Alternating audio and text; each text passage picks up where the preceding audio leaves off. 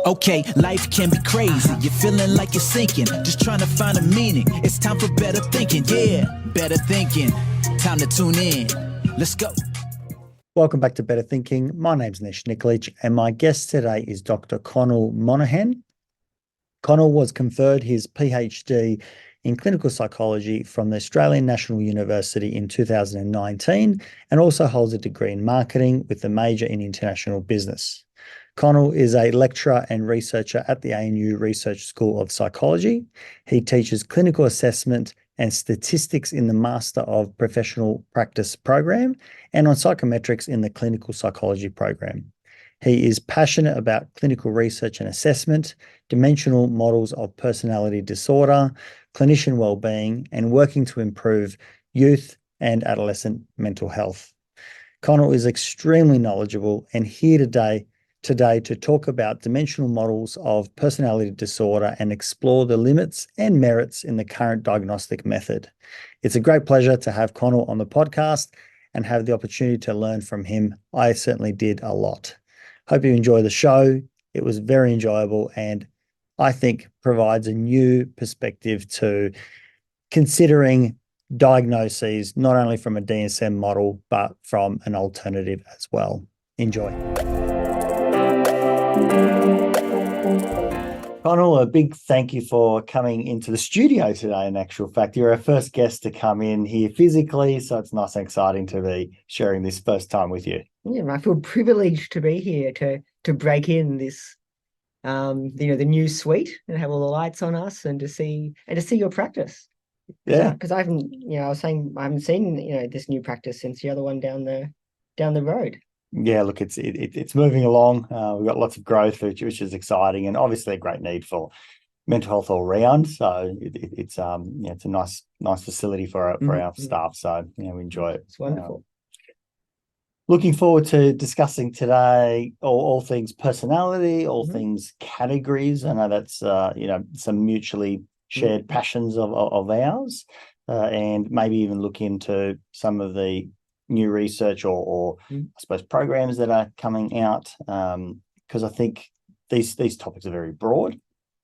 I know for me, categorization of mental health concerns, difficulties, experiences, as a psychologist, as a human, can be a bit frustrating. I think categorizing of anything can be a bit frustrating. It's probably very much part of the ACT model, but I'm also keen to hear your views as a fellow colleague and some with your experience, because I think it's a conversation that should be had in our field, to at least question or put that as a perspective on the table for everyone to consider, and certainly hopefully makes me a bit more well-rounded.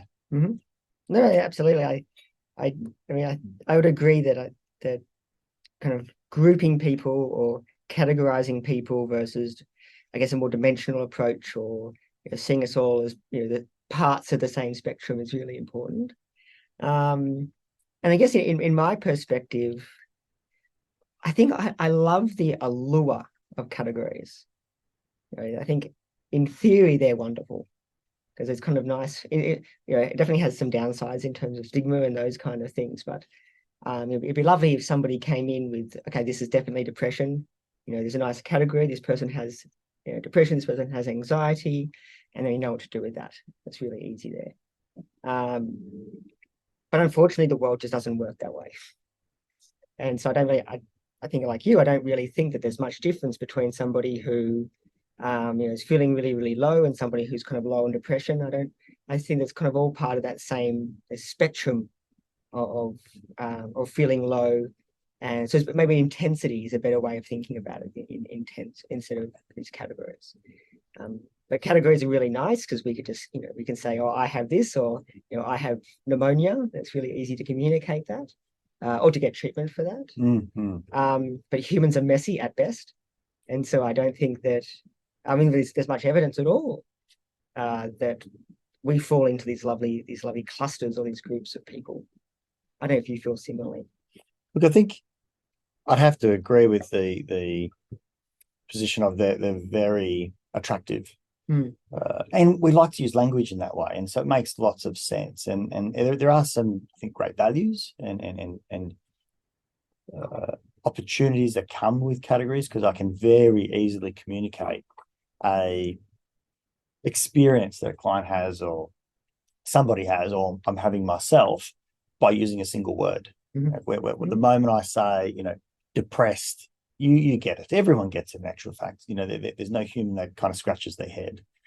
But I think intensity is a better clinical function to look at, because I think so often when we're using words like depression, and particularly the regular person who's not looking at the clinical value, they will use depression very much off the cuff, and they'll say, "Oh, this happened. I was so depressed," rather than maybe it happened and I felt saddened, I felt frustrated, I felt down, I was annoyed. For a moment, I felt hopeless.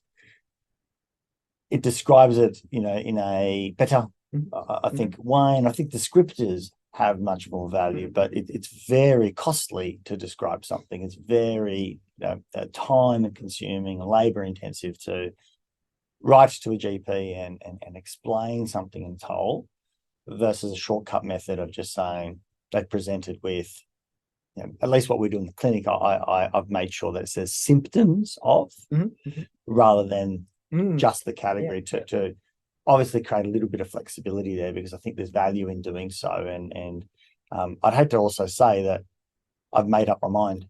I don't want to go and say it's depression. Most of the time, I think I need to be more considerate, and I know that at least in the practice we've got kind of like software program. When we write, we can use like a checkbox system where we say, they're presenting with symptoms of, anxiety, depression, etc.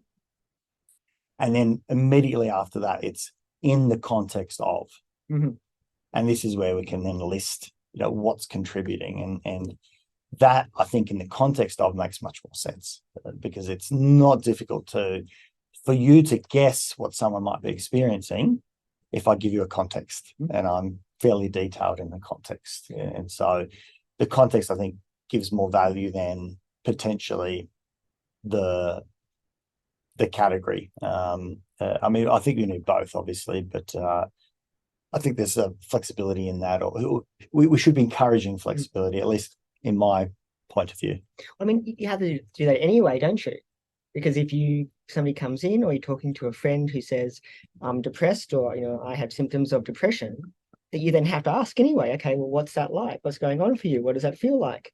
And what's been happening in your life? And so, it's almost like the depression in a way doesn't really help you that much more, because then you then have to say, well, give me all the details anyway. You could have just skipped the first part. And I completely, it's very undervalued, I think the importance of context and situation. And it's amazing how many times, we've talked to people who have been really struggling. They say, thank you so much for your help. You've helped me get through this difficult period. And you kind of think, no, the stressful situation is just resolved for you. Maybe I held your hand a bit through the process, but at the same time, we didn't really fix anything, because there's nothing wrong with you. It's just that you're going through a really, really difficult situation, and it makes sense to be feeling all these symptoms in that situation. So, well, that's what's so nice about trying to remove categories or looking at it in that perspective. I think it reduces dependency or the possibility of dependency, because it's saying there was nothing inherently wrong with you. You were going through a difficult life period, transition, experience, potentially called loss, and loss can come in all sorts of forms, not just someone passing away. And having that privilege to sit through that period, or at least in moments of that period, 50-minute slots of that period over several months, until something is either resolved in its actual physical form, or it's resolved in the person's mind. Maybe acceptance is formed as an example. That's a very, very different space than saying there's actually something fundamentally wrong with you. And maybe that's where that personality stuff comes in where, these categories, that we look at the, different clusters. The moment we say personality disorder, that's harsh terminology for me. I'm not sure what your perspectives are.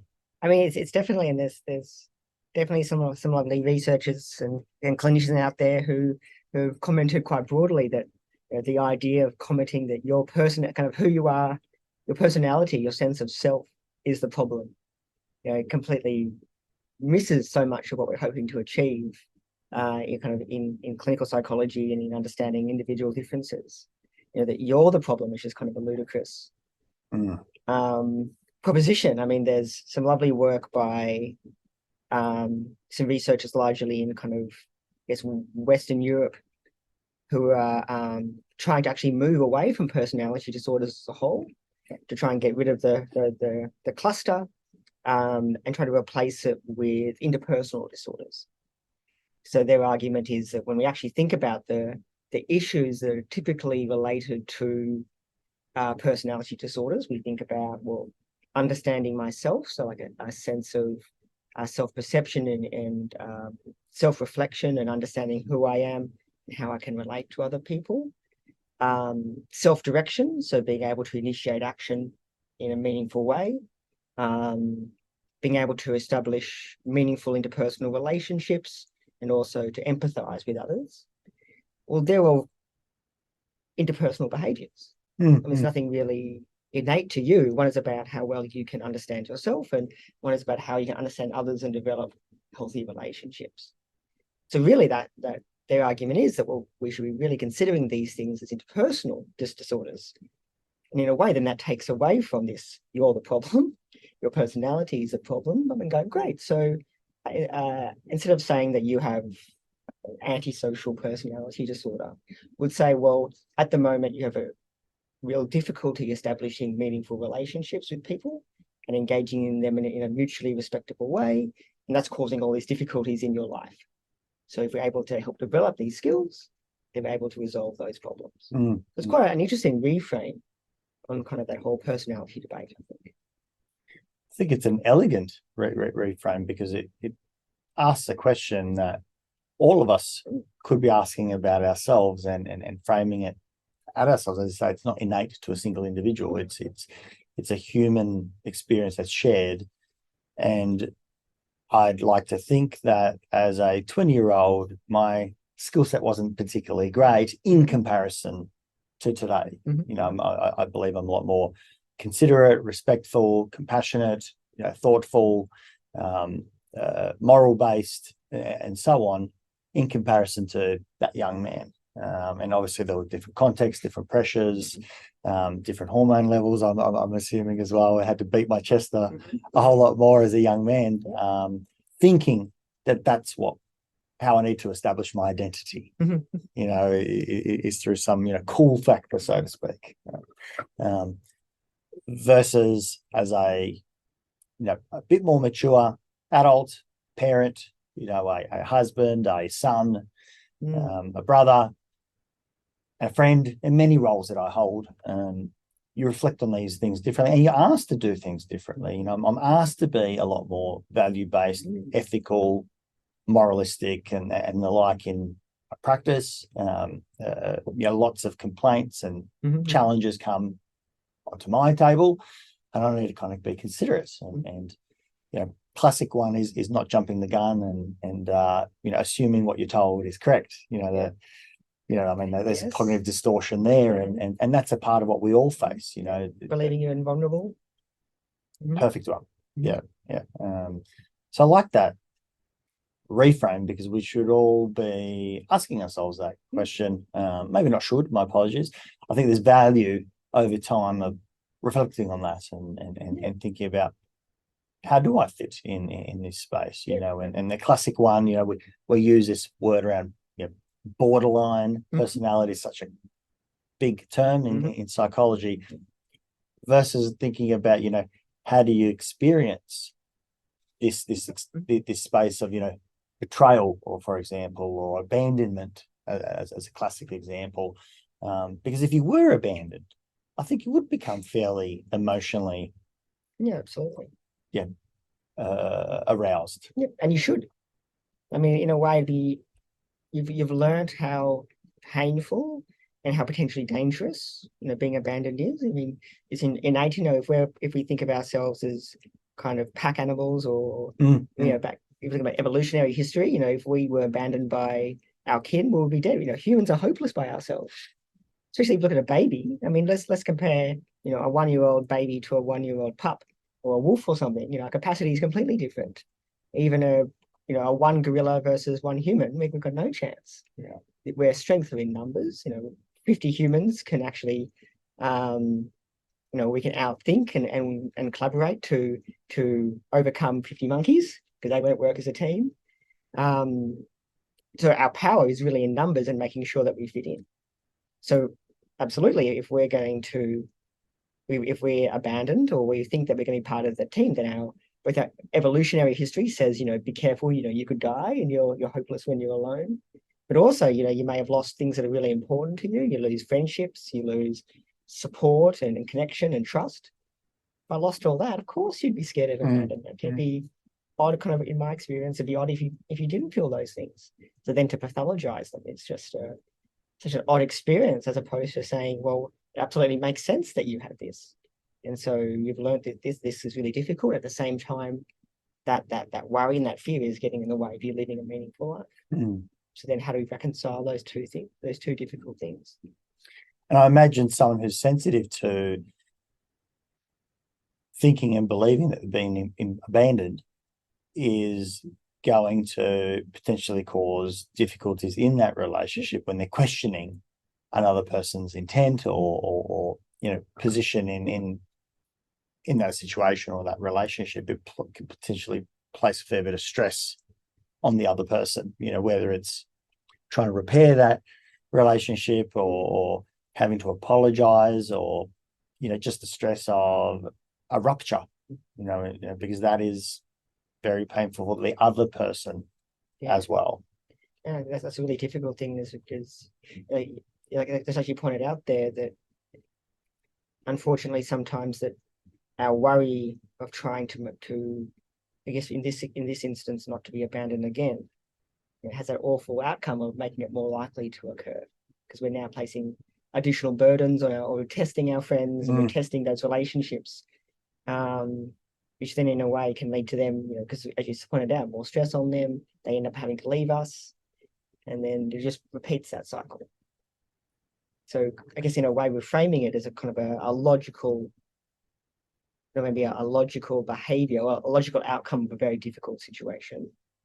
And at the same time, then how do we work on those interpersonal skills or those behaviors to not let it to reduce its impact on our life going forward into the future? I wonder if that's kind of,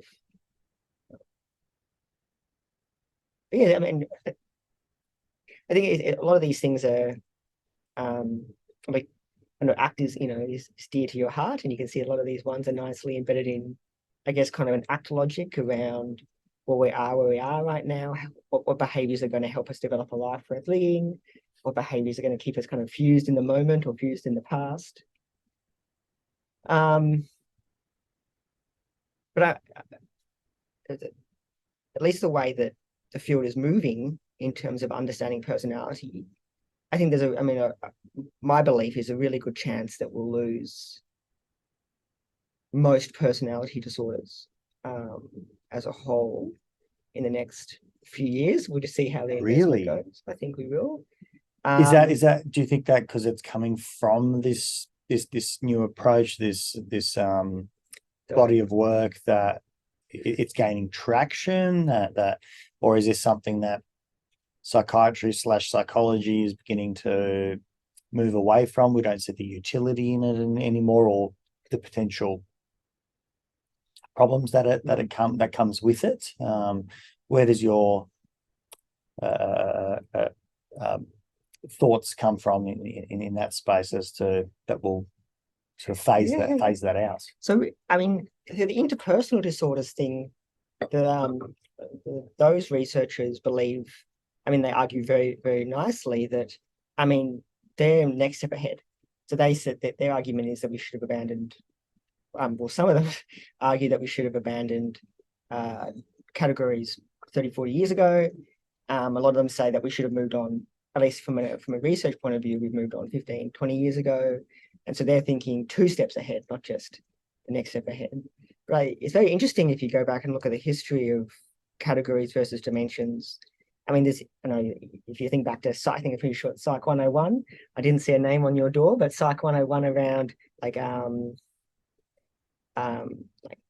of the Galen and the humors. You know those there's like 4 humors, like 4 different it's like sanguine, was it phlegm, blood, bile, and one more, sure. So like the Hippocratic schools in like, well, I mean, Hippocrates would have been like 200, 300 BC.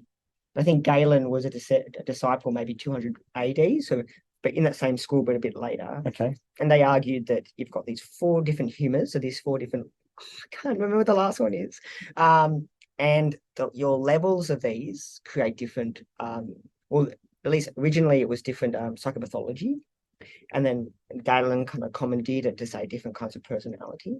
And so your levels of these 4 systems dictate whether you're an aggressive person, a charismatic person, a depressive person. And so then they argued that, well, it's not that you're so much a narcissist or a borderline or those kind of people. It's that those different levels of your systems dictate kind of the constellation of your personality. And actually, I mean, the work by Galen was actually commented in, I think, in French manuals into the 1700s. Yeah, so for 1,000 years, 1,500 years of commenting on this, no progress since then, which is very, very different to, for example, earlier work, like Greek kind of work, like Theophrastus and these other people who had personality characters instead. So they argued there's you fall into one of these 34 different character types. So there's like the suspicious man and the inscrutable man and these kind of things. And so you get pigeonholed into these different categories. So even since then, there was kind of these 2 different arguments going forward about, are we a type of person? Are we a category of person? Or are we, I guess, a different, we all have our unique levels of these. Back then it was humors or like blood. I'm not going to sleep. I don't know the last one is. Phlegm. It's like blood, phlegm. No. We'll come back to it. We have it. You can look it up on your phone. Yeah, and start talking. And then pretend to cut it in. Yeah, I can't pretend to teach any of these things anymore if I don't know myself. But yes, even back then we had this argument about, are we categories or are we really just like we all have a unique combination of these different things. But if you think forward, or back to Psych 101, we have this lovely system now. It's very, very similar to that, but the Big 5. Sure. So we can definitely remember the Big 5. Do you want to give them a go? I can, because I know the acronym of OCEAN. Oh, good. Right. So openness, conscientiousness, extroversion, agreeableness, and neuroticism. Right. Yeah, yes. Well done. So you did better than me. No, I can't. But they actually map on, fairly similarly to those. I mean, there's 5 there and there was 4. But that's what Big 5 argues, right? It doesn't say that you are a extroverted person. And I know how you feel about saying extroverted person versus high on extroversion. Sure. Then work kind of in the 80s, it's kind of starting with a guy, Whittaker, kind of did some early work showing that, well, if we can describe most personality or normal personality with the Big 5, surely we can describe people who are, having personality disorders or experiencing symptoms consistent with personality disorders. So they demonstrated them and other researchers, some here in Australia, some kind of in New Zealand and lots in kind of the States and Europe, were kind of demonstrating that, well, we can actually not only reproduce personality disorders with the Big 5, but we can also then, explain a lot more, because we can characterize people who don't fit into one category really nicely. We don't have to pigeonhole anyone into any categories. Don't really have a sub-threshold problem, so it doesn't really matter if you're just not meeting symptoms or you are meeting symptoms, because your traits don't really change. But also, we had a big issue in the literature where it was quite easy to prove that your treatment worked. Actually, same with psychopathology, so same with depression, anxiety, where what you would do is, if you wanted to show that your new treatment worked really, really well, you'd get people who just met criteria for, say, depression, only just, and then with your treatment, all you have to do is remove a fraction of a symptom. Because if you in depression, if they had depression and one of the issues is sleep, well, if you fix their sleep, now they don't meet criteria anymore for depression, so you fix their depression. So your sleep treatment now fixes depression. Sure. Which obviously isn't the case. That person's only moved slightly down on that, but it's just enough to get them out of that threshold. So you get rid of all of that as well. So you no longer have those problems. And I guess the same, I'm not sure of the research with kind of, you're saying, with dimensional approaches to, say, depression or anxiety and these kind of things. But I imagine that similar thinking would solve a lot of those problems as well. Because you show, well, my treatment worked, but did it really work? It had a slight effect, but it really didn't do too much. Whereas previously, with this categorical approach, you'd say, well, I fixed their depression, when really you only did a small amount. And it's quite a challenge, because even trying to understand what is depression, the threshold of calling it subclinical to clinical, there isn't a consensus among psychologists about what that line is, and that's part of the issue. If we asked 100 psychologists to read an excerpt of someone's presentation, there's going to be variability as to what we all place on that. Interestingly, we could all go and say, is this person in a world of pain? Are they suffering? Are they feeling great hurt? We'd all say yes. That would be very, very simple to say. There would be debate on and conjecture about, are they meeting a diagnosis or not? And that's part of the problem. And obviously in research, that poses a bigger problem, because when we say, we took 78 participants who all met the criteria, well, who was assessing the criteria? Because we kind of have this problem of measurement or categorization. It's complex, and that's not trying to be negative against or research it. It's just trying to have a conversation about how do we do this in a systemic way so that we can have more trust and reliability around that, because there are obviously biases that we want to find results in, whether it's our treatment or whatever it is. But I really like your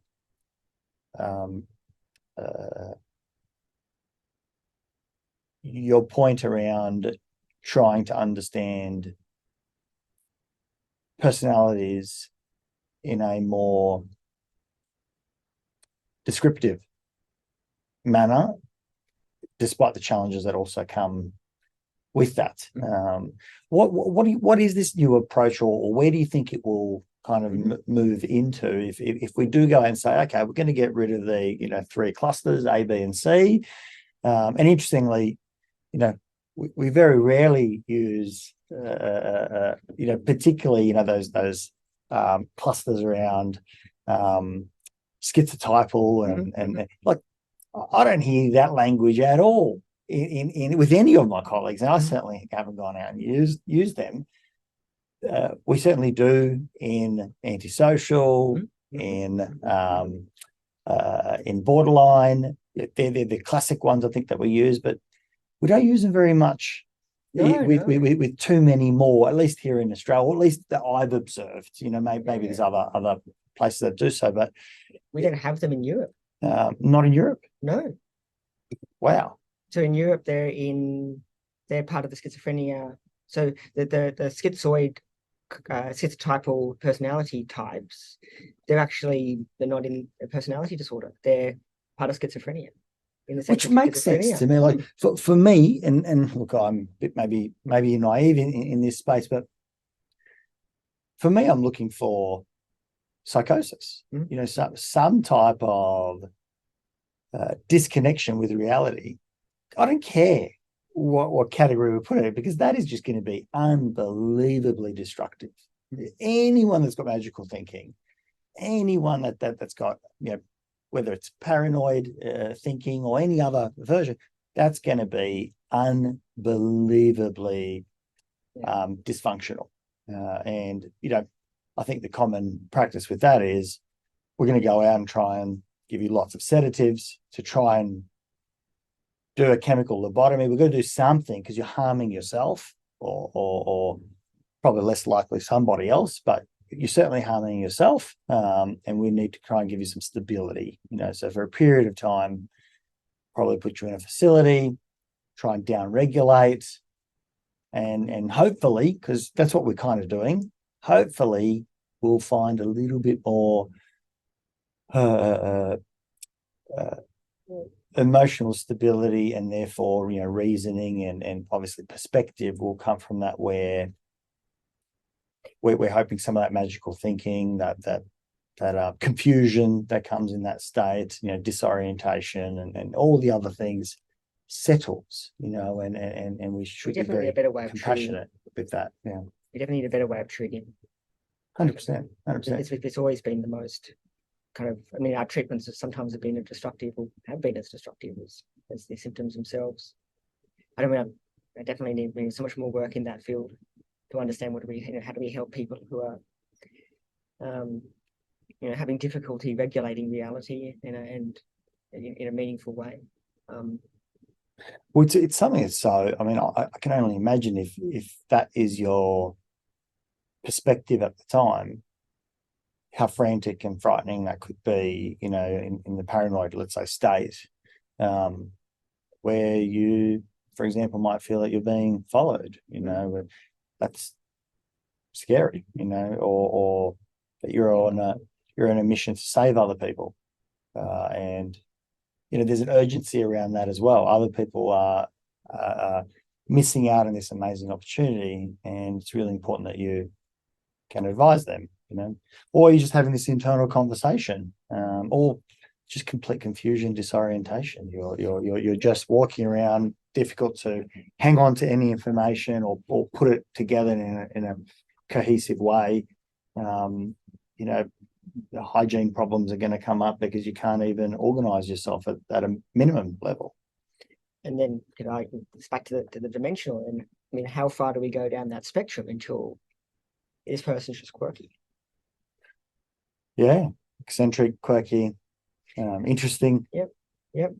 I mean, that's the whole openness to experience. That's kind of it's traditionally been the hardest thing for us to understand and measure. I mean, even today, even our best measures are pretty woeful at it. There's the internal statistics that we have to understand measurement quality is notoriously really poor for that. For a long time, we thought it was intelligence, and now we're kind of seeing it more kind of could be creativity, on a more of a kind of a psychiatric lens. Sometimes they do call it kind of regulation of reality or integration of reality, because people who are creative, you know, don't have to as tightly grip to reality. They can be a bit more fluid with ideas, but at a certain point, those ideas are so fluid that we can't integrate it into a coherent narrative. And then going the other way, you know, if people who are really, really low on openness to experience, the people who can't deviate from rules and can't deviate from reality, so they have to live by, you know, very set logics, and they can't have any kind of creativity in their lives. But I don't think, we don't really understand that whole spectrum very well, and definitely myself, I don't really have much experience there. Interestingly, I mean, an absolute idol of mine, Neil, who did some fantastic work. I mean, he's one of those annoying people who've just written everything. You know, if you've thought of something, he's written 20 papers on it, better than you could possibly think. It's just, he's an idol. Paul, and anyway, he did some early work, which is actually kind of continued by Nick Haslam down in Melbourne University here, on a school of statistics which is based on biology. So the idea of, do we have two different taxa? So two different, we can think of taxa kind of like different types of animals, different clusters of animals, or are they really just the same? So, say Cocker Spaniels and Bulldogs, are they really different? Like two different taxa, two different classes, separate things, like categories? Or are they really continuum? So do we have every single gradation between a Bulldog and a Cocker Spaniel? And it's kind of, there's no point making a distinguishing line because there's no clear distinction. But we can do that with humans as well. So we can say, is there actually a point along the continuum where if we get everyone who has, or if we get everyone in the world, or probably more likely a sample, because getting everyone in the world is pretty expensive, and then get them all to put in a line. We have people who are quite really, really struggling with severe depression, and people who, have a very, very high level of well-being. Line everyone up in a line. Is there a cut point where there's a bit of a gap where you've got kind of the depressed people and the non-depressed people, or do we have every possible level of kind of depression severity, or every line on that continuum there? So you have a kind of statistical approach that allows us to do that. And I think Nick did a recent review on this and kind of said, well, everything in psychology pretty much is continuous. So there's no evidence at all of taxa or separate groups in almost anything we could find, reviewing a huge number of studies. Mill's early work was on genetic basis behind schizophrenia. And he seemed to suggest there was some kind of basis there. But outside that, no, there's pretty much no evidence at all. I mean, he couldn't find any evidence at all of any kind of distinguishing features for anxiety, for personality, or for anything. I just had Nick Haslam on the on the podcast. So that's what I was talking to you about before we started recording, about concept creep. Yeah, fantastic. He's amazing. Yeah, he's wonderful. He's absolutely fantastic. So lovely to hear that. I like that concept of there being that continuum, because it removes, when you were talking about that between Cocker Spaniel and Bulldog scenario, it's almost like us categorizing by race, color of skin, etc. Where I can see that there is an ease of just going out and categorizing versus a little bit of cognitive load, which goes out and says you've got to look beyond that. The first category is the most valuable category of the human. They're different in some ways, but we all are. Even those simple features that we can, for example, visually see, we need to kind of be careful with that. We don't go out and use that as our primary identifier, because that's just so little compared to other continuums that we can look at, because there's more similar than there is different among all of that. Dogs are one continuum. I'm a dog lover. I was like, great, we've got that commonality, and we're not too concerned about what the dog is. Is it a Labrador or a some other breed? Absolutely. And how wonderful! I mean, I think it's a much lovely language as well. We're all part of the same continuum. We all have similar struggles. What we really, is just at different points in time, people have different, the different systems strain to different degrees. But there's nothing different about you. There's nothing broken about you. And that comes, as you said, that comes back to the language issue, which is so important. That, I guess that was from cognitive psychology. That was Beck's early work showing that kind of depression can go both ways. It's not that when you're feeling really, really low, you start talking more negatively, but also can go the other way. If you start talking more negatively, you can facilitate depression. So instead of saying I'm feeling really low today, saying I'm depressed, and now ups the ante. It's like that there's some early research around car crashes, and what they did is they got kind of the flip people into two groups, and they said they showed the same image, the same crash, and they got half the people to say the two cars bumped, and got other half of people to say the two halves smashed together, And everyone who said smashed then, said it was a worse crash, they were going faster, and attributed all these new things that weren't in the original image, simply because of the language, the recoding of that language. So you're saying if I have a fight with my friend, if I say, oh, today was difficult with a friend, the situation's the same.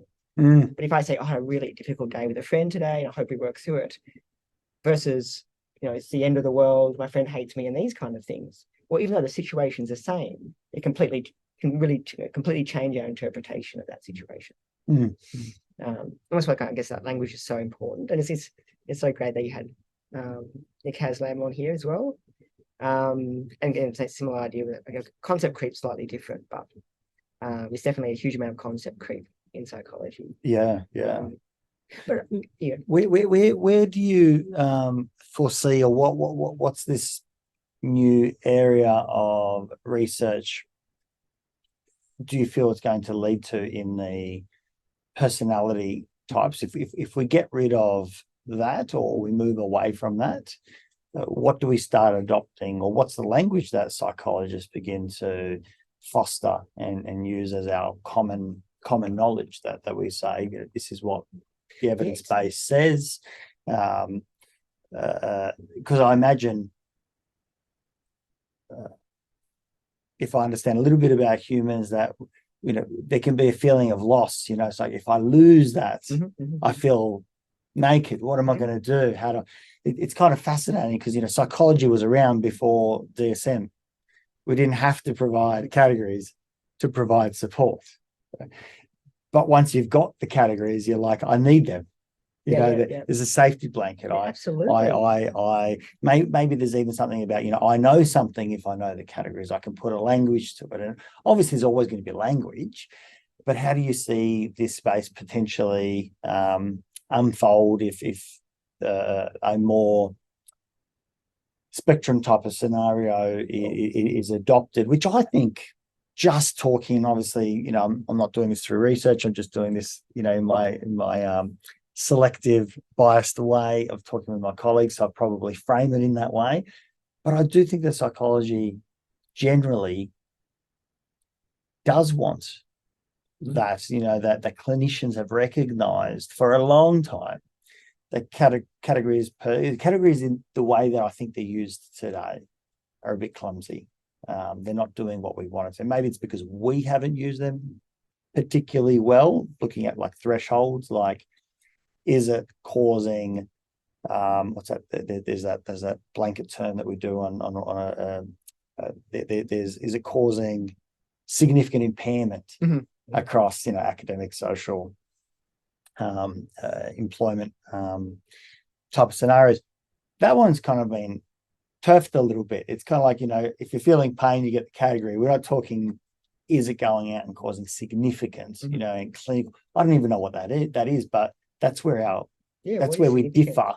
One person says, well, if you can maintain a job, then it can't be causing that impairment. Another person says, no, it does have that impairment, even though you can work. And so there's a difference of opinions, or maybe we've forgotten about that criterion altogether. But putting that aside, where do you think we start adopting, how do we adopt this new? Well, because it kind of undervalues people's experience. Well, because you're going to hold a job, I hate that. Because you had a job, therefore you're fine. It's like, because it takes the wind out of people. So my life is, it's a constant struggle. Every day is really, really extremely difficult. Somebody else to come, doesn't really know you at all, to say, well, you're fine. If you've got a job, your experience is invalidated because you weren't. It's awful.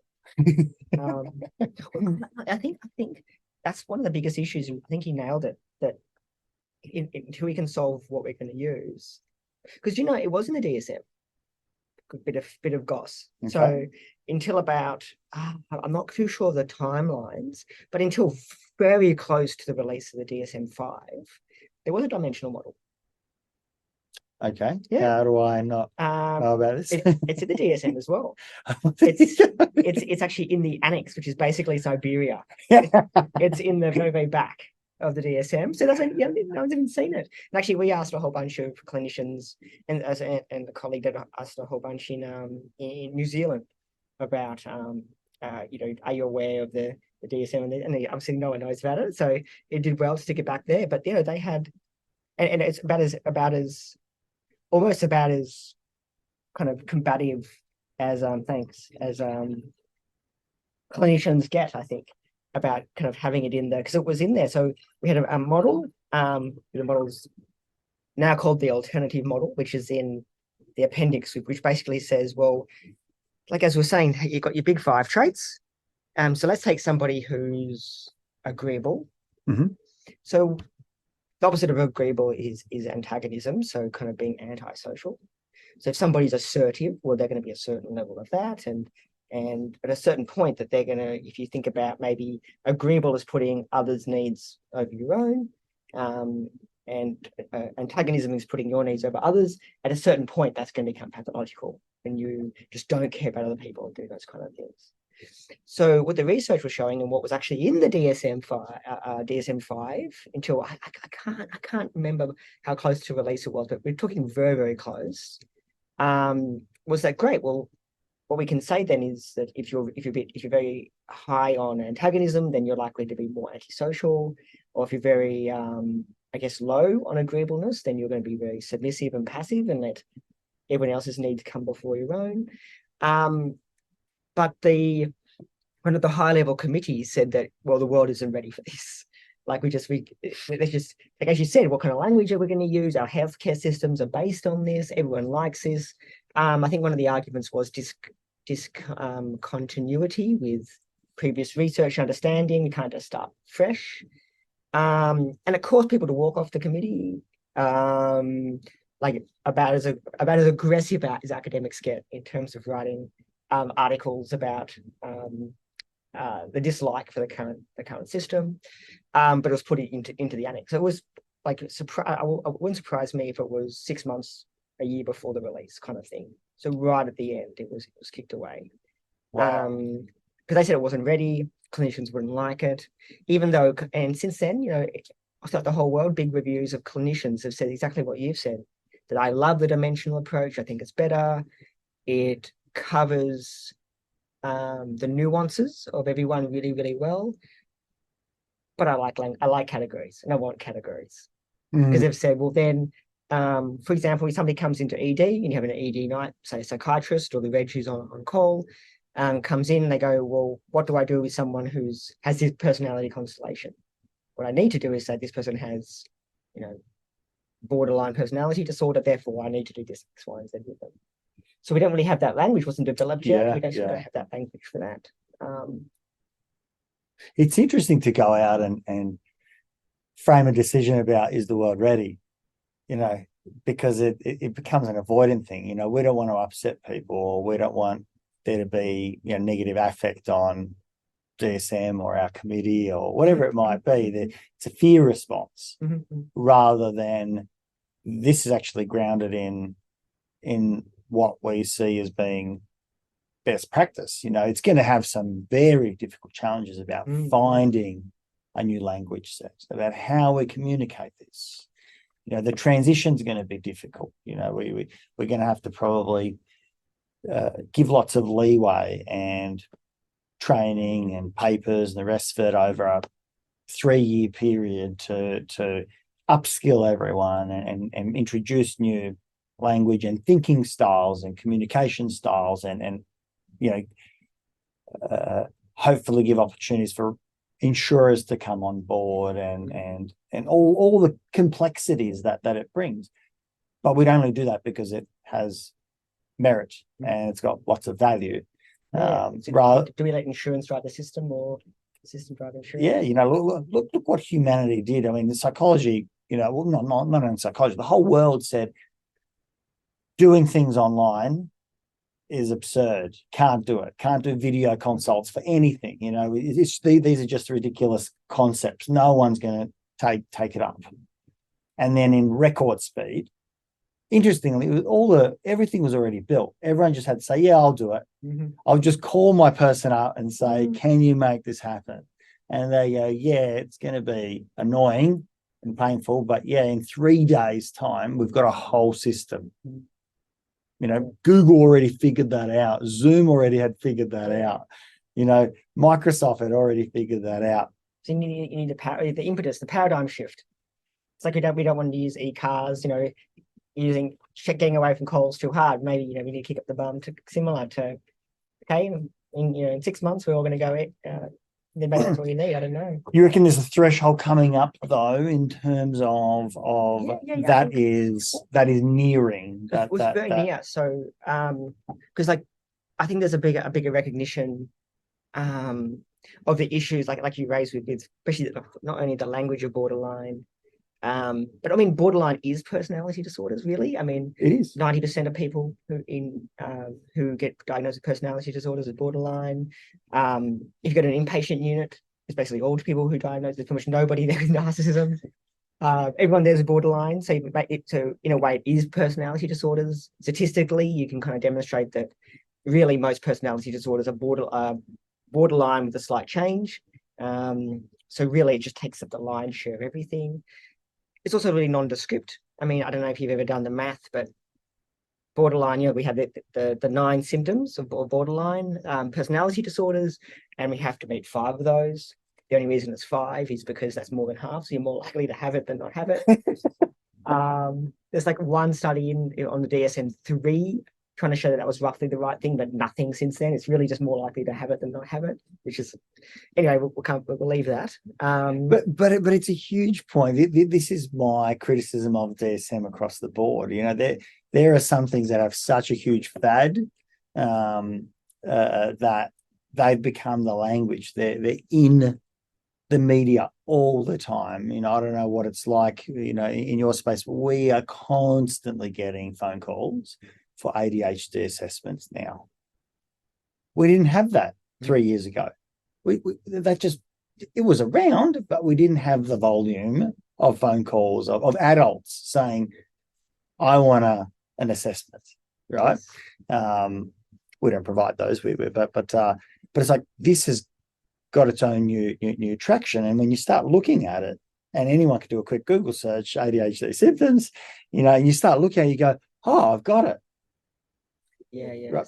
Because the layperson will just read it and it's like, well, I need to do something with this, right? And there's a D at the end of all of that, which says disorder, right? Which is frightening, right? And if you're not in that space, there's a concern. And so, when I say fad, I'm referring to the volume of marketing, the media representation, how much airtime it gets versus a different category.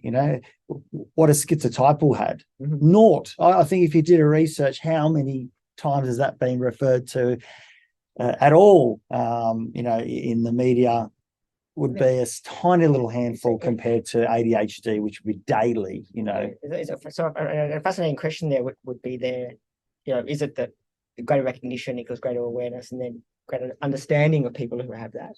Or does it will it lead to a high level of people who think they have it or what the diagnosis? I don't really know how to. I seem like we have a similar issue with anxiety, mainly internalizing disorders, but anxiety disorders, females, that we know that women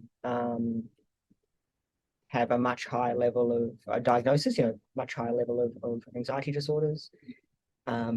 But is that a greater willingness for these people, for people to say that I'm feeling really anxious, I'm feeling really, really worried? Is it just that in society there's a difference, or is there actually a difference? And I don't really know how to disentangle those two, because is it I guess social desirability and awareness, or is it actually kind of differences in biology? But have you ever done the math with borderline in terms of we have 5 symptoms, 9 symptoms, 5 required? How many? I don't know how your college math is with the permutations. Do you want to have a guess? Have you figured out? No. It's 256. So there's 256 different ways for people to have borderline personality disorder.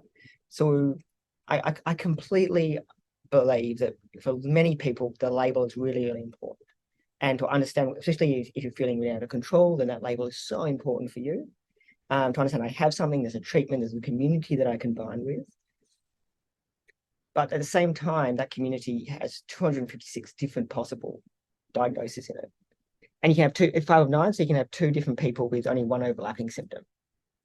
So then, is that label any use? Is that really useful? So really, maybe we're better of subdividing it, or just looking at these traits. But they actually made the plunge in Europe, so it was kind of temporarily released, or kind of released in 2019, and then made official in the World Health Organization, the International Classification of Diseases, which really doesn't get as much traction here. Maybe it needs a new campaign. We need a new campaign for this, because we tend to be DSM here in Australia. But in 2022, it became official, and they don't even have, well, they do have traits, but the big 5 is kind of secondary. They only have one personality disorder label, and it's just severity. So the sole job of the clinician is to just say, how much is that person's personality causing impairment in their life, from not at all to very severe, and that's it. And so that's it. If it's beyond, say, 2, or we're at some point on that threshold, then they can get the diagnosis.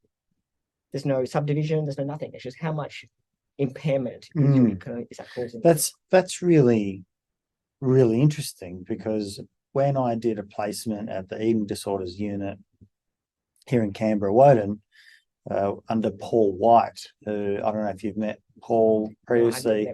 I know the name. A brilliant human being, amazing clinician, a phenomenal manager. Great respect for Paul. He very much used the Scandinavian, I think, management style. So he was very collaborative, and everyone was involved. But I do recall, and I've said this before in the podcast,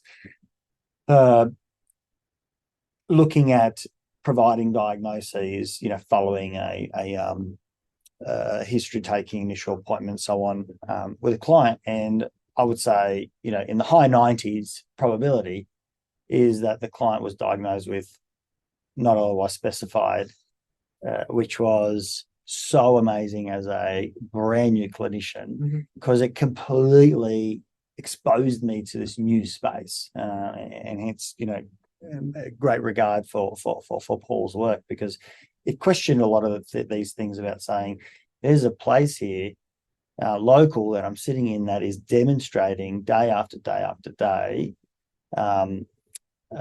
the questioning of the category, because no one was fitting into a clean category.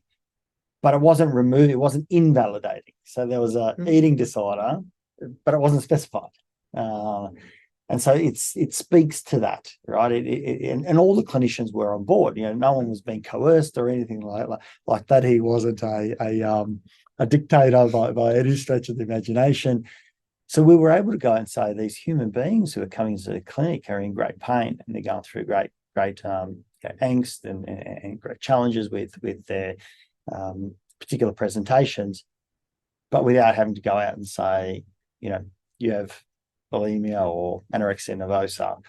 We could understand the infinite permutations of how that can present, along with context that we wouldn't potentially even look at in the categories.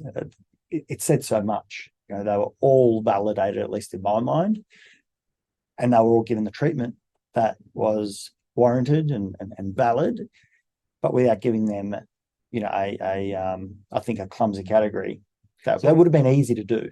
So you formulate it? So you use formulation instead? Yeah. Like it was, this is a 24-year-old girl that has had these experiences. This is how they started with their concerns, prior history, parents, living condition, you name it, the lot. These guys were phenomenal. Nothing was left off the table, and the history taking was second to none. Great regard for the eating disorders unit, and I imagine it's probably very similar today. But that speaks to this space of saying, is someone having harm, and what's the severity? And severity is, I think, really important, because it not only says, severity says about how are they coping, What are they experiencing? It doesn't say what the condition is, because someone could go through an awful scenario and their severity could be very high, and another person could be moderate. Yet they've experienced something of a very similar nature. How they're relating to that is different. And I think severity speaks to that really elegantly, I feel. Yeah, it's an interesting approach, and I wonder if we can adopt something similar in personality that we should just use. I mean, similar to you, I mean, 60%, at least 60% of personality diagnoses, at least in several larger reviews, PD-NOS, same thing, not otherwise specified.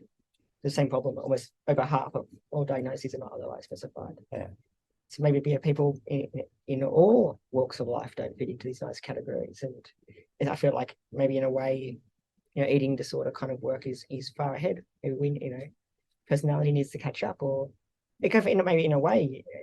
Many clinicians, like I can guess how you work based on our conversation, but many clinicians, non-diagnostic. I mean, same with headspace is non-diagnostic here.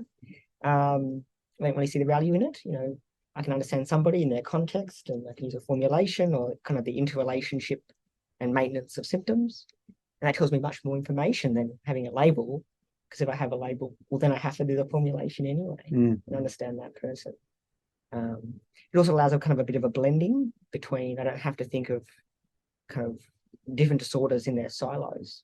We can say, well, the eating psychopathology comes from here, or this restriction kind of behavior might have this kind of background in this trauma or this personality style combination with this. So it allows a holistic view of people, as opposed to, what do we treat? Well, you don't have to say what do we treat first, because you don't have to treat anything first. You see kind of everything, that person as a whole. So it's a nice way forward, and I wonder if, how we're going to move. I mean, that's kind of an idea behind all that whole unified protocol. And similarly, high top as well.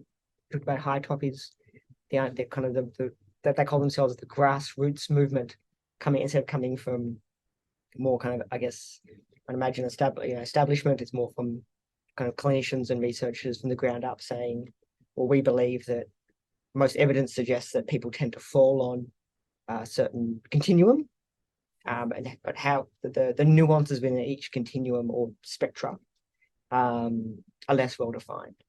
So, like you might have eating psychopathology, but all of eating psychopathology falls in kind of one cluster together. And so it's not really treated so much as separate. It's like, well, all of these have very shared common themes, and we can understand those kind of connections. Although interestingly, kind of obsessive compulsive is actually right next door, but considered separate. But we know that those two kind of have a strong co-occurrence. Well, not so much co-occurrence, but we could say a mixing of flavors. Sure. Because kind of rigidity or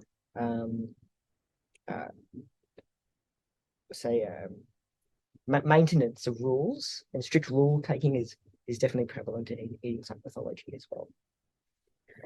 Which is fascinating, because from an ACT model, rigidity is that core principle that's in the center of the hexaflex.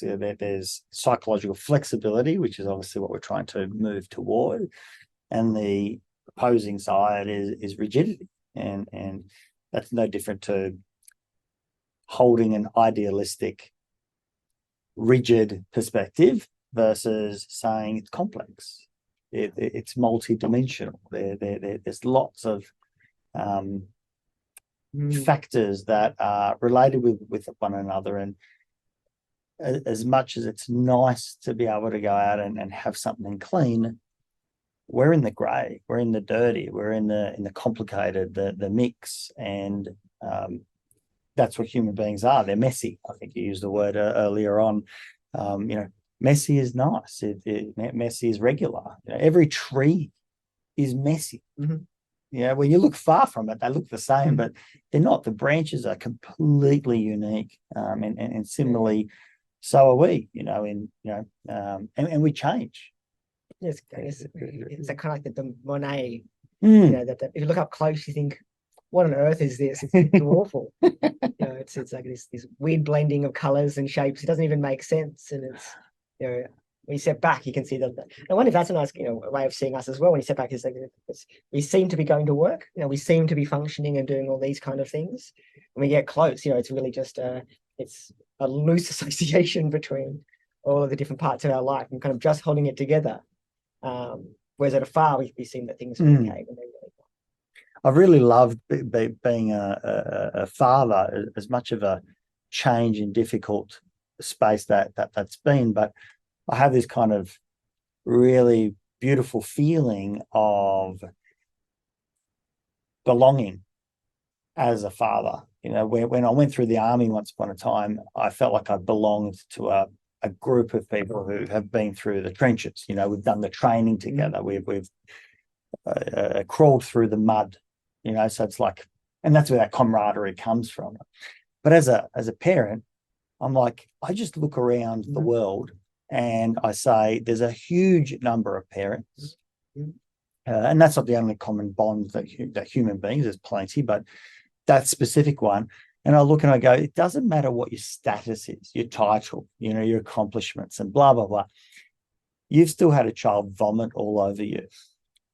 Right, you've had to clean up the great equalizer. It is. And there's something beautiful about, at least for me, that's been something that I think also removes ego. It also is an ego removing experience because it's no longer about you; it's about your child. So there's lots of things that brings up, and that humanness then comes up, and I think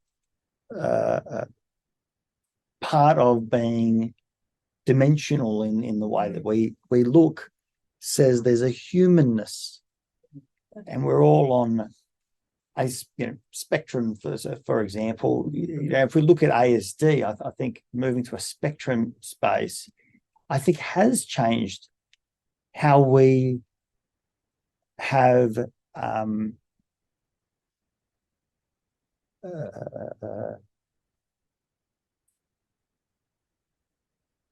honored or appreciated people on the spectrum. We used to go out and say autistic, and then, or Asperger's, and then we said normal. But if we have a look at it, there's this, clearly there's a place where everybody, you don't need to be a psychologist to figure out where it obviously has unbelievable impairments. Everyone can observe that, and usually see that quite early on in childhood. But then there's this whole other spectrum where quirky, interesting, is the attractive part, and many people that I think we would look up to in life, or at least their accomplishments and their person and their being and so on, have many of those traits that we would talk about on this ASD spectrum.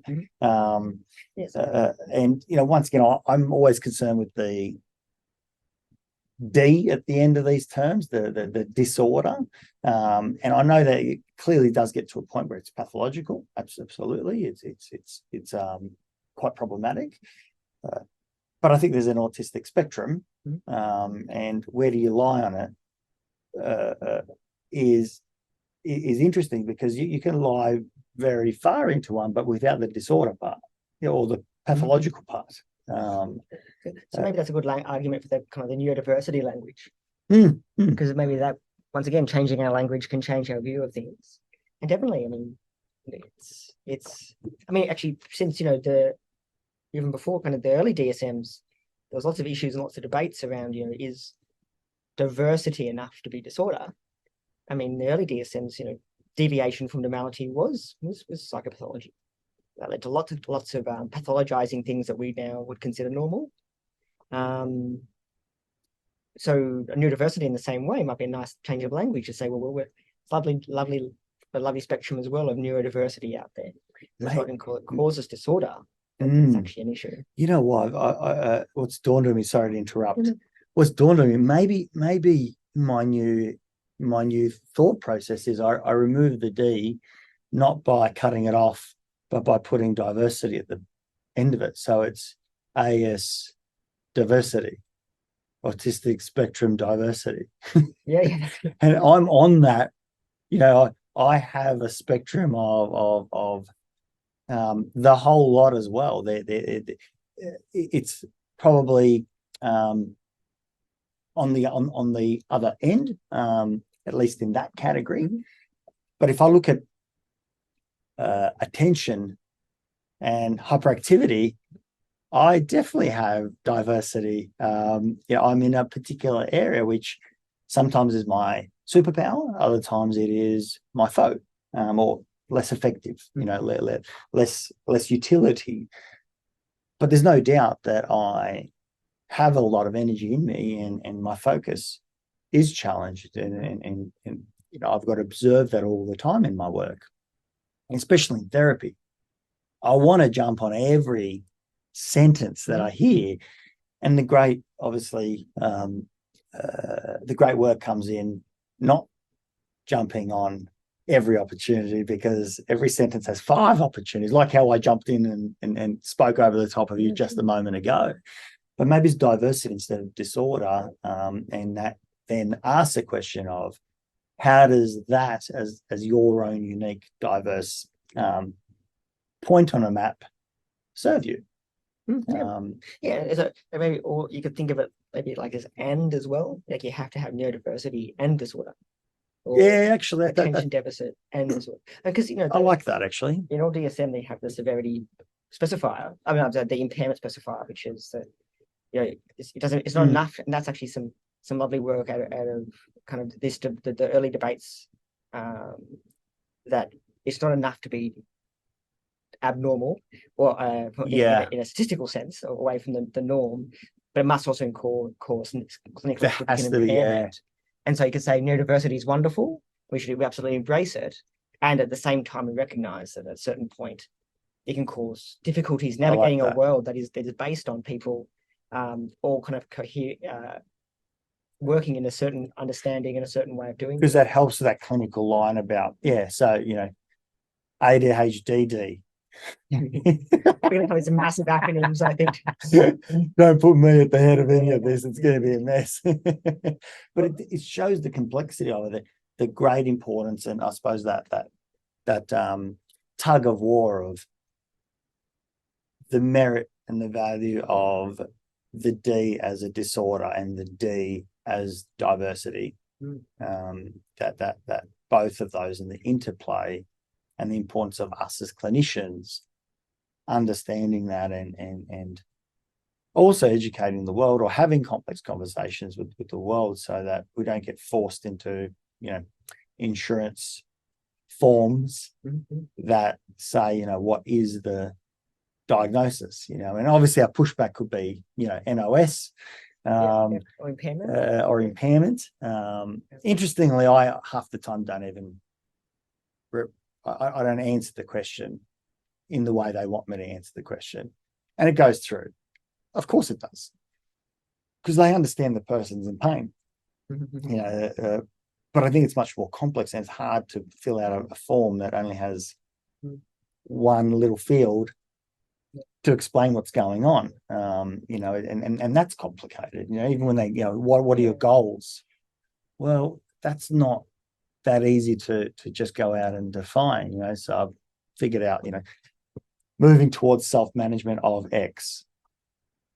That sense tends to tick the box for the insurers to say next batch of whatever it might be, but that's another thing. But it's my way of saying it's hard for me to put words on this in these small fields, and if you want me to actually make serious comment, it's going to be time. It's a costly exercise. It becomes a report that then allows for all the descriptors to maybe explain both the Ds, the disorder and the diversity that should be considered for all human beings. So maybe that's a nice language to think, when people read lists of symptoms and they think they have something, instead of thinking you have something, they could say, well, we all have this, humans, we're every degree of diverse. And the issue isn't whether you meet certain symptoms or not, it's whether is this really causing difficulty in life. And in a way, enough difficulty to warrant engaging in therapy, which can be a very difficult process for a long period of time.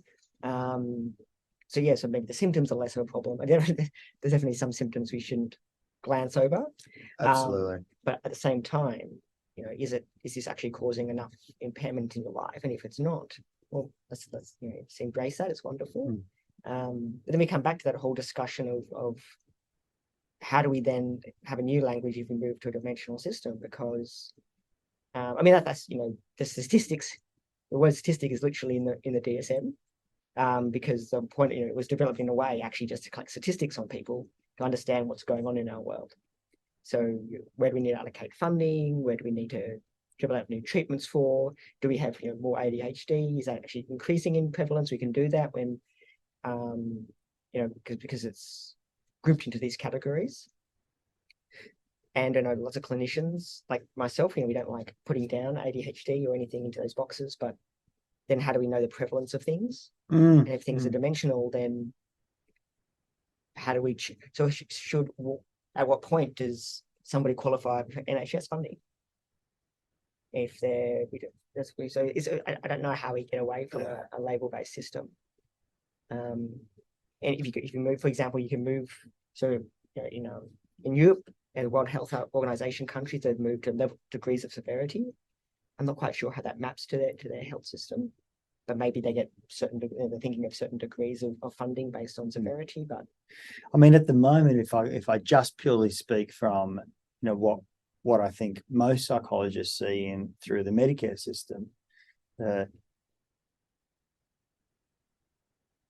people go and see their GP and they complain of life difficulties, and the GP, who's an incredibly, you know, well-trained and compassionate and thoughtful and kind and holds all the attributes that we want in our healthcare providers, says, I'm going to refer you to a psychologist because you're in pain. And I know the criteria, if you look at it in black and white, Medicare says they have to meet a diagnostic criteria. And so they click on a form, you know, which is built out for them, which just has the list of DSM, and they click on one, which says depression. And you know, do they meet that criteria? I don't know. Has it been my experience that sometimes they do, sometimes they don't? Absolutely. Should we then say they don't receive any support because of the threshold, you know, that they can work? You know, yeah, they don't need help. They don't need help because they're at work. You know, it's not showing impairment in that, at least.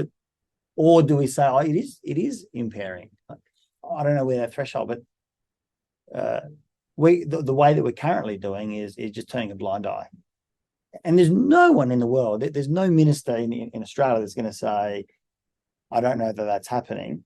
They all know, but they're not going to remove it because that would be appalling. You know, it's effectively saying someone comes into the hospital complaining of a sore tummy. You don't say, oh, that's nonsense. That's a sore tummy. Go home. You treat them as though it could be appendicitis. You do all the checks. And that's, I think, how it kind of works, where people who continue to need the support continue to come back to their psychologist, and those that don't, you know, it resolves, you know, and that support is there. And I would say there's lots of value through, obviously, the ripple effect, so to speak. But yeah, you're right. We have to come up with a common language. This is why I was a bit surprised when you said you think it's coming, that the collective movement is getting strong enough to pose a big enough question to say, you know, what does the next DSM look like? Or do we go to the ICD? Yeah. Well, maybe, I mean, more people are using the ICD. I mean, we're going non-diagnostic. As you know, you've said, well, and we might ask ourselves the question, well, what point is having these categories if people don't use them, or you just make up a category to get funding? So they're not achieving its purpose. at the same time, we need some way of allocating funding. We need some way of understanding, or for example, if somebody comes in, how do you know what treatment to give them? If there's every possible combination of everything, it's pretty hard then to say, what do we give them, or how do we help this person? Because we have some lovely models, we know panic disorders tend to work in this way. We know that anxiety disorders tend to work in this way, or so we have these kind of templates. How do we then apply those to someone who have every possible constellation, and not in insurmountable problems, but at the same time, there's a huge shortage of psychologists. So maybe one approach, as you raised, would be to have, like, actually in a medical sense, sometimes they use the term like a review of systems. You kind of go back to review the whole system. If there's a stomach pain, well, that could be due to this system, dysfunctioning of this system. Let's check those systems and see how they're going, and making sure that they're functioning well. And if they're functioning okay, then this person's okay to go home, or maybe they need a bit of a help with that system. Maybe they need some antacids or something to help that system work, or a bit better. So maybe, and I think insurance companies would be on board there as well, and I think the government would be on board, because I know like I'm with Medibank, and sometimes they offer, they want people to actually go to the doctor, which seems counterintuitive because they've got to pay, but at the same time they've worked out that it's much cheaper for them to get people to go see doctors. I imagine, I'm actually speaking from Medibank, I don't know, but my assumption is that they've figured out that it's much cheaper to get people to go see the dentist once a year and GP once a year, because then you catch things earlier. You don't have that huge issue down the track. Yeah. So maybe the same thing here, that we're touching base with people regularly, then we can stop problems before, we can help people navigate problems before they become a big deal. Or look, that would make sense in something like post-traumatic stress. We know that debriefing and having the opportunity to talk with someone properly is helpful in mitigating some of those presentations before they become more disordered, because we can normalize it. We can go out and set up a relationship with what they might experience, and not to be afraid of it, and call it abnormal, and then try and get rid of it, and the like, which creates more tension and friction in that system, so to speak. So I can definitely see that, and obviously that's where the model of early intervention comes in, whether it's a filling, like, great, we found a little cavity at the beginning, we'll do a filling. That's a lot better than a root canal down the road, which is a bad outcome across the board. Conal, I could speak to you forever. I think I'd love to have you back on the podcast again. You've got an absolute wealth of knowledge that I can. It's been fun. I think I can learn immensely from. What are you currently doing? What's your space for our listeners? How can people get in contact? What are you working on at the moment? I've actually dropped a bit off the practice wagon. Supervising, but not actually practicing. But I'd love to get back, and actually I'm trying to think about different ways to get back into seeing people and working with people. I think at the moment I'm teaching kind of assessment and statistics at the Australian National University here, kind of trying to help get more psychologists through our Master of Professional Practice program, which seems to be going really well and is developing.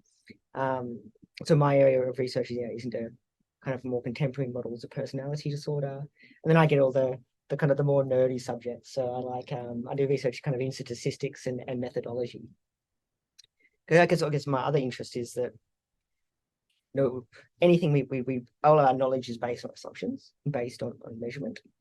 And so if we're basing any assumption, or basing any of our knowledge on what works, what doesn't work, based on poor assumptions, or based on statistics that doesn't work, or on measurement that isn't correct, then the whole house of cards falls down. So that's kind of my areas of expertise, and that's me. because I think it's such a beautiful way of thinking, and probably why I've enjoyed talking to you and always do, because there's that purity of being open-minded to saying, what are the assumptions that we hold? Mm-hmm. And we should address those, and not being afraid of having a conversation around that. It makes us better as clinicians, most certainly as academics. I think definitely as institutions and teachers, lecturers and the like. I can tell you we've had a number of 5+1s come through, and what you guys do at ANU is phenomenal. That unified protocol and the whole program and exposure and the language for a graduate coming out, I'm unbelievably impressed. And I'd like to only hope that other universities are doing the same. I know that UC is a great local university as well.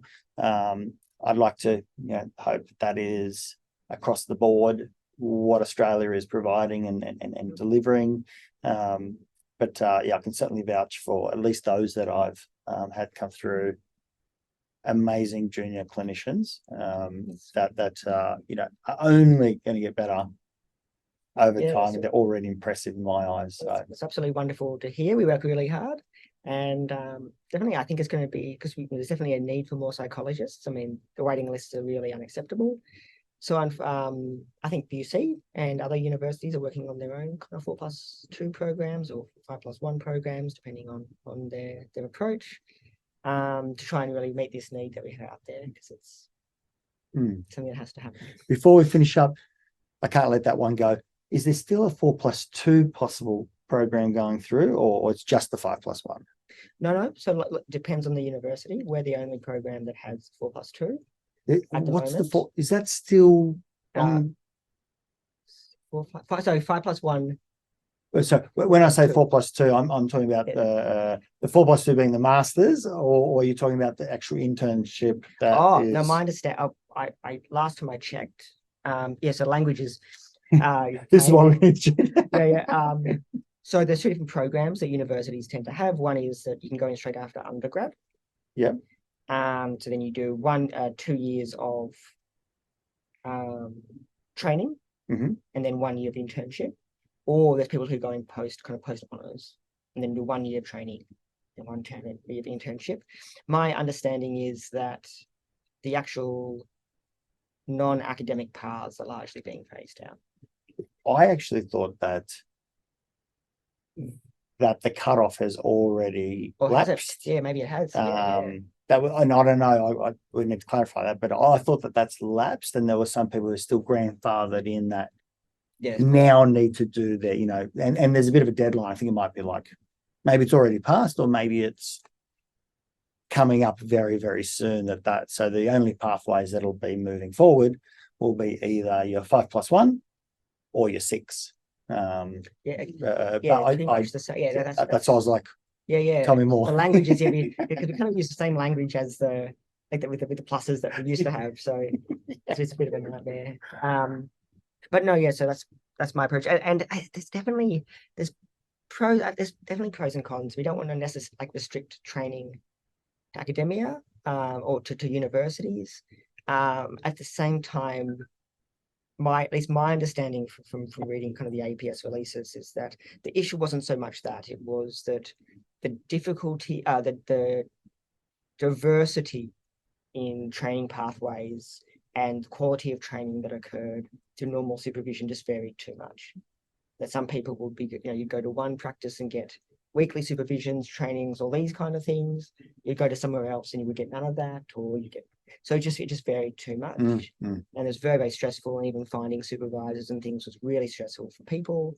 Then also just having the headspace, because often if you're working for someone, then you have to see patients, or you have to contribute a lot.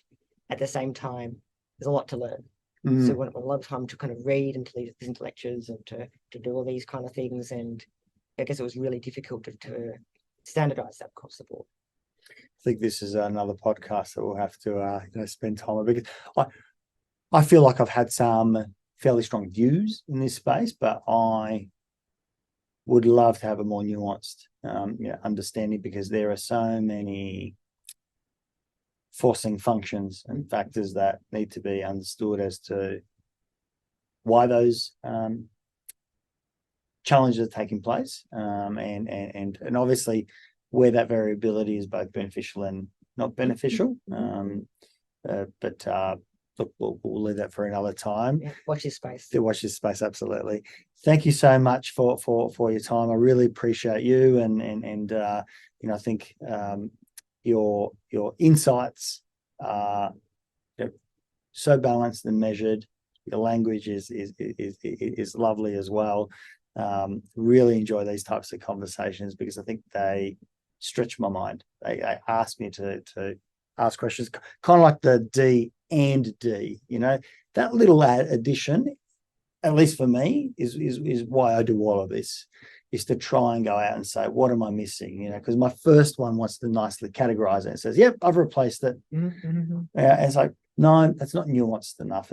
This is why conversation it's so important, and someone that is willing to put it out there as well. I mean, that to me is satisfying. So thank you for today, and Thanks for having me. Hopefully we can get you back at some point. And I feel privileged to try out. And as I've said, I agree similarly. It's so different. Actually getting, I really appreciate the opportunity to get to talk through these things, and because often you don't get that kind of chance to really actually get to flesh and to talk about ideas. And I similarly like that idea of, maybe taking the more European approach and saying, well, that's wonderful, but how much disorder or how much trouble is that causing in your life? And then if it's not causing trouble, wow, wonderful, that sounds fantastic. And if it is, well, maybe how can we tweak things so that it is? So maybe you started something new here, and it's good, and it's finally nice to talk to people in person. It seems weird knowing that people exist outside a computer screen. Because I was meeting people the other night who I've known for 3 years. Well, I've never met. And we've just got our first cohort of students come through university who've never met any of their colleagues. They've never been to a lecture, because their whole university experience has been through COVID. So they've never had any kind of interpersonal engagement. I mean, wow. Well, so it's nice to be back. Yeah, I tell you what, when we were even organising this, is like, do you want to do it on Zoom or do you want to do it in person? It's like, be my first test subject. We'll see how the studio goes, but it's so much nicer and this is why everyone's still. Let me rephrase it. Why still a large number of people want to come in person into a therapy session. Yes, there's a lot of younger persons who are a lot more adaptive. I've got some other viewpoints as to why they might be doing that too. But in person, we're social beings, and so it's lovely to actually be here together and have a chat and have a coffee together. There's something nice about that. So, so maybe that's back to your and D thing about are you doing Zoom because you're avoiding, or because it's actually part and parcel with what's going on, or are you doing it because it makes more sense and you can get more gain that way? So very, very ACT again. Yeah, right? Very ACT. Very psychology. It's unfair to say it's ACT, but I often say that. But I think it's very psychology. That we say and. We don't just say you are X. Yes. You're X and. Well, there you go. There's another debate you can have on here. So you could get CBT versus ACT and have a debate. I think they're much, much closer. And I've actually heard. I'm reading a book at the moment which they used. It's called Coddling of the American Mind, and a clinician, very much CBT orientated, but using a very ACT model of applying a different tone or voice to a thought, so kind of mimicking using the same words, but I don't. Using Mickey Mouse or putting it to the tune of Happy Birthday or something or other. That was used as an example. And it's like, that's a very ACT model. At the same time, it's just a psychology model. And it's lovely to see that they're actually, coming together. They're much closer, and I've certainly spoken with Steve Hayes, who has written books with his CBT counterparts about the process of therapy rather than CBT versus ACT. It's like, yeah, once again, these categories, maybe we need to question them also and say, you know, what values in it. But that's another very controversial point. Yeah, that one. But thank you very much, Conal. I appreciate you, and look forward to having you back on at some point. Yep, wonderful. Thanks for having me. If you enjoyed this podcast, please support it by going to iTunes and putting a review, subscribe, share it via social media, and tell others about it. Start a conversation. It's listeners like you that make this able and possible, and why we bring in these guests to go out and share their knowledge and resources. And just lastly, if you are a psychologist and you want to go out and be part of a bigger team, develop your experience and get into some exciting work, come to strategicpsychology.com.au/careers and reach out. I'd love to hear from you.